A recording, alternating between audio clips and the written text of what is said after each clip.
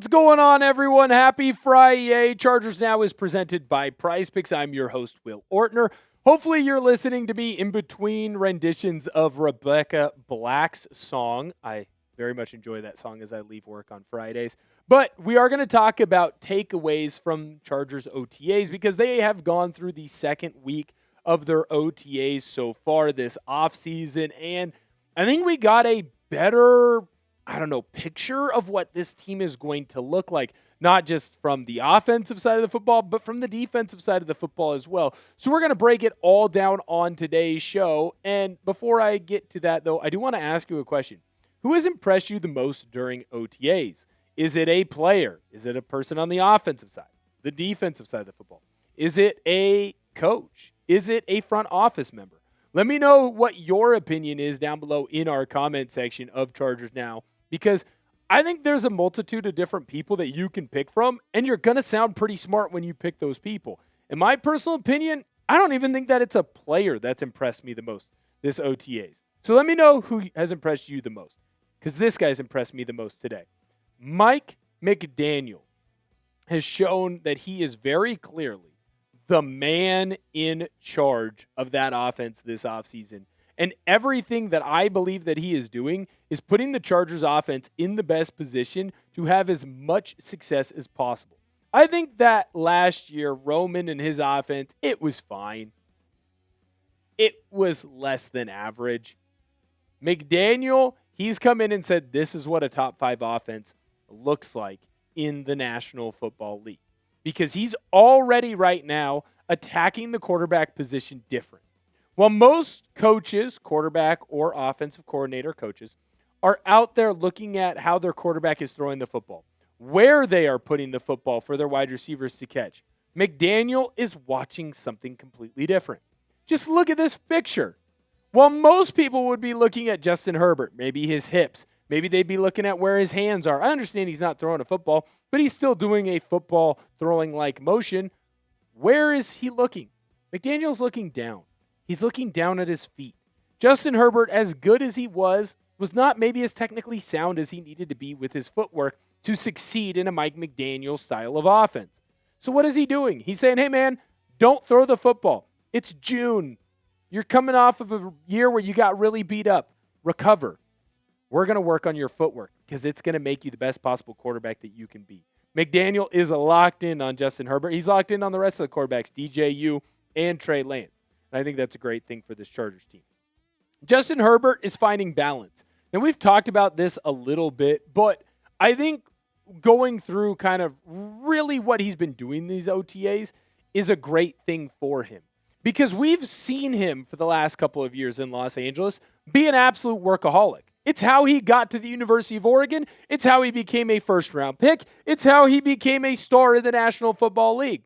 He is someone that is at everything. Whether it's voluntary or mandatory, Justin Herbert is out on the field trying to have success for this team, and he's done it over the last multitude of years when he's been healthy.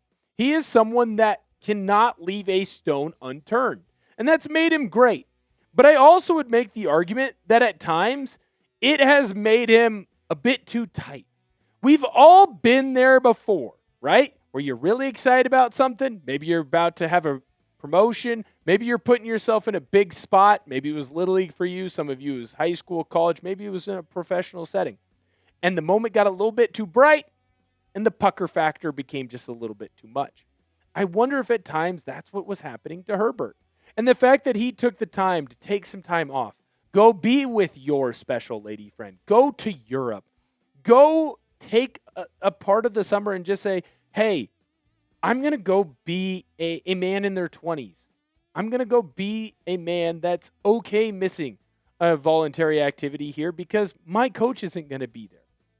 You don't have to be at everything at this point in Justin Herbert's career.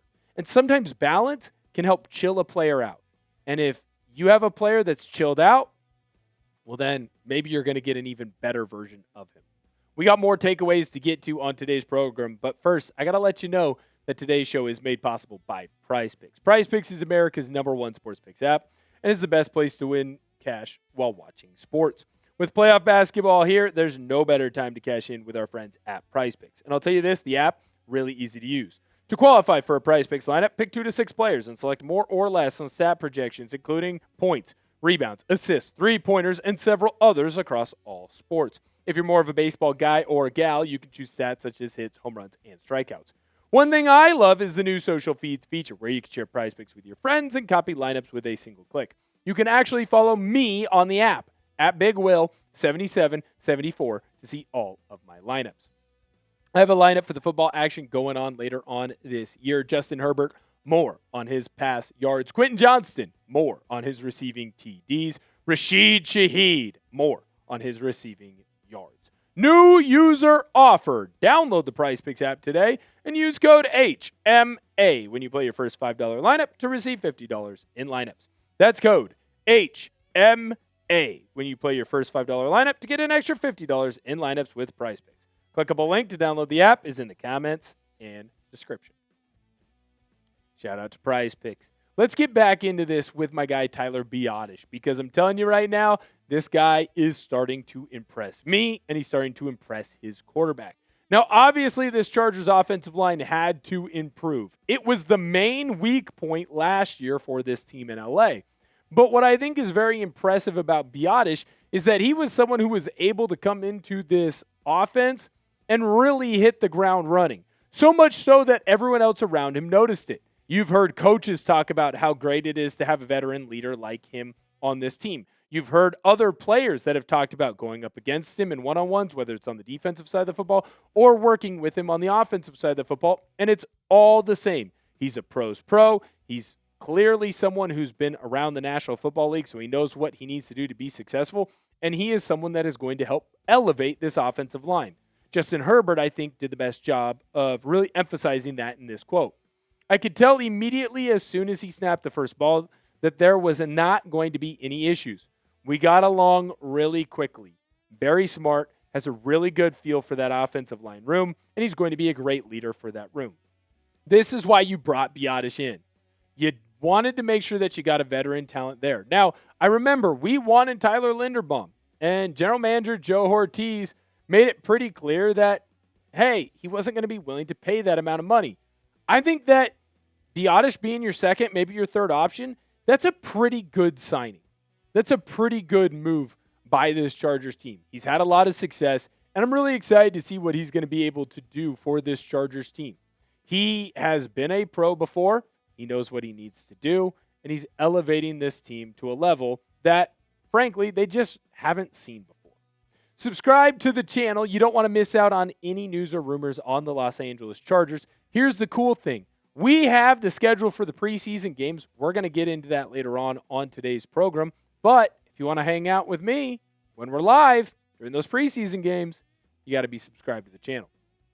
Let's talk about Nadame Tucker, because that guy is quickly running up my board to making the roster for this Chargers team. I think we talked about UDFAs that could have a lot of success with this team, UDFAs that could potentially make this team. Tucker is one that right now might be number one on my list for making this team in Los Angeles. Chris Rim of ESPN did kind of a great breakdown of what the practice was like earlier on this week, and he talked about how Tucker was getting after it against Brandon Taylor. Now, to be fair, that's not him going up against Rashawn Slater, but there's a reason why Tucker was brought in. He obviously had a lot of success when he was working with new defensive coordinator Chris O'Leary when they were both over at Western Michigan. His sack number is absolutely ridiculous, right?